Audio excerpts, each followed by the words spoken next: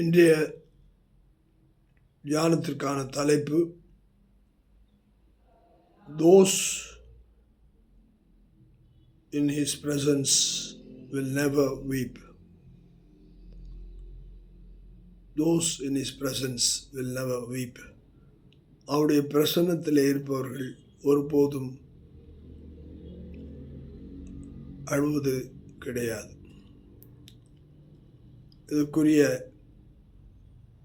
வசனமாக நாம் தியானிக்க ஏசாயா 30 அதிகாரம் 19 சொல்லுகிறது. சியோனை சேர்ந்த ஜனங்கள் எருசலேமிலே வாசமாயிருப்பார்கள். இனி நீ அழுது கொண்டிரா, உன் கூப்பிடுதலின் சத்தத்துக்கு அவர் உருக்கமாக இறங்கி அதை கேட்டவுடனே மறு உத்தரவு அருள்வார். இங்கே அவர் வாசம் செய்யும்படியான இடமாகிய சீயோன் பர்வதம் எருசலேம்,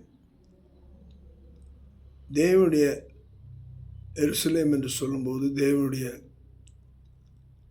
வார்த்தையில், தேவனுடைய பிரசன்னத்தில் நாம் இருக்கும்போது அவருடைய பிரசன்னத்திலே நாம் அழுது கொண்டிருக்க மாட்டோம்.